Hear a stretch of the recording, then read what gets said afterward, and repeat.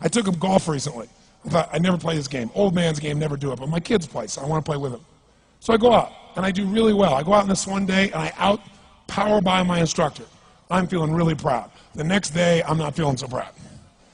I keep putting the ball in the water again. I'm so frustrated. Put down another one. Put down another one. I don't care. I don't care what my score is. Let's do it. And finally, I was getting frustrated. He's going things like, ain't it a bitch? This is golf. And I'm going, bull. I said, you're a terrible instructor. I said, because I should at least be consistent at whatever shitty level I can achieve. I said, I know I'm not Tiger Woods, but I should be able to be consistent, and you're just telling me it's difficult. Telling me it's difficult is not helping. Tell me what to do. He said, well, actually, you're only a little bit off. I said, could have fooled me.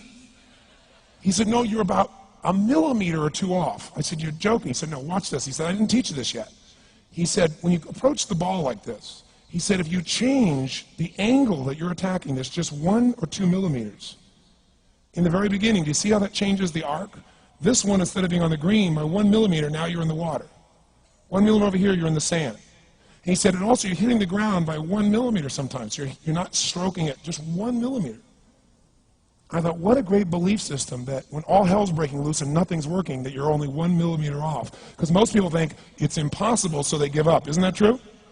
And in real life, it's true. So 2 days later, I'm going to see one of my clients. I do a lot of coaching, and I have a man who's the top plastic surgeon in the world. He's going through some tough times in aspects of his life.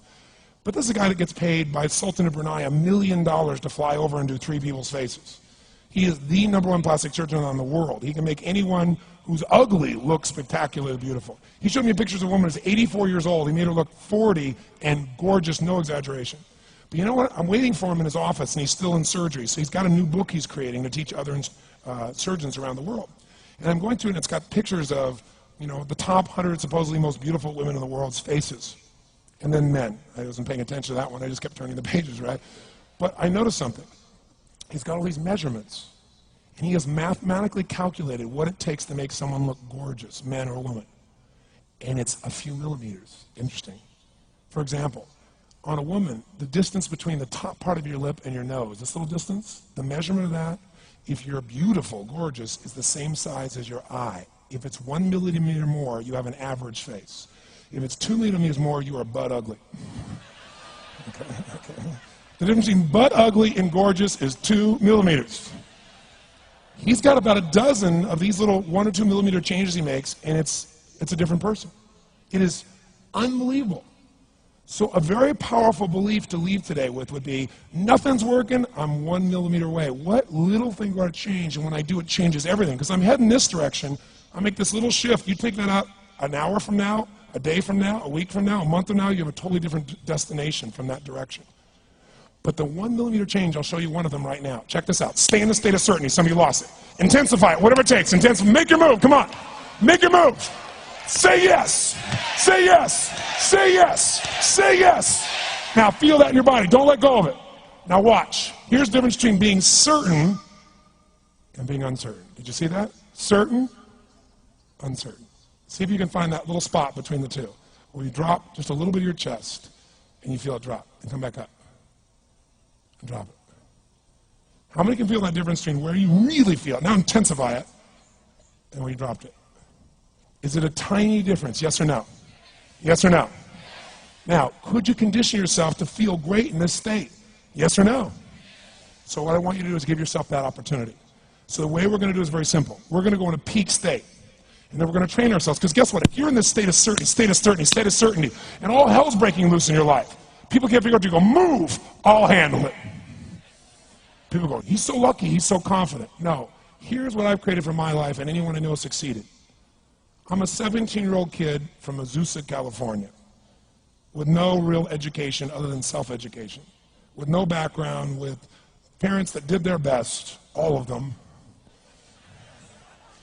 with no money, but I did one thing. I love people, and I had an enormous demand I made upon myself, and I sculpted my mind and my emotions to get me to do whatever it would take to achieve and to contribute. But to do that, I did it by using my body and changing my focus. I did it by putting myself in a peak physiology and using what I call incantations. Can you train yourself to believe something, yes or no? Absolutely. How many of you ever made the fatal mistake of going to Disneyland or Disney World, and while you're there made the fatal mistake of going to a ride called It's a Small World After All?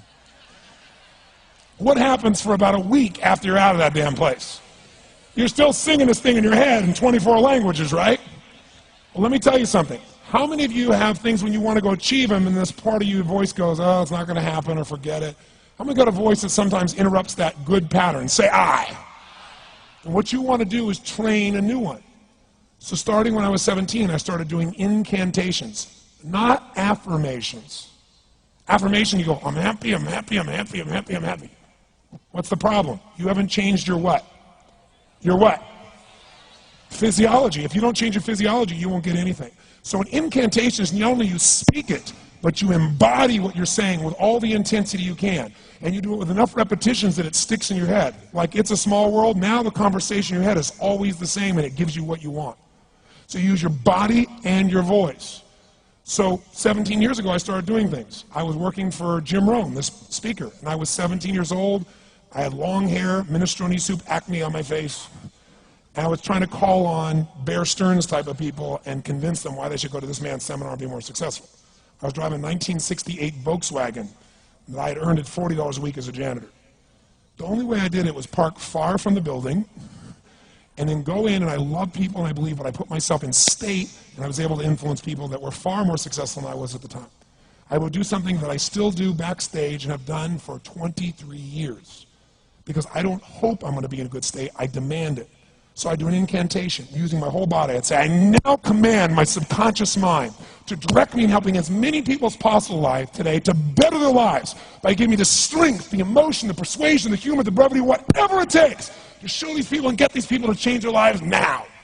And I would do that literally driving in my Volkswagen to a meeting in LA on the freeway for 40 minutes. People are looking at me, I'm screaming at the top of my lungs. They're going, I know he's a serial killer, I know he is. But by the time I entered that room, when two people meet, if there's rapport, the person who's most certain will always influence the other person. And I was totally certain, and they were trying to get revved up to certainty. Do you agree with this, yes or no? I do another one because I was poor. I changed my mindset. I kept doing things, but I never got beyond it. I'd say God's wealth is circulating in my life. His wealth flows to me in avalanches of abundance. All my needs, desires, and goals are met instantaneously by infinite intelligence, for I'm one with God and God is everything. And I would imagine the abundance of my life, and I would feel so grateful. And a year later, I went from making $38,000 a year to making $1 million a year in 1 year. Because successful people do what failures won't. You follow me on this? You know?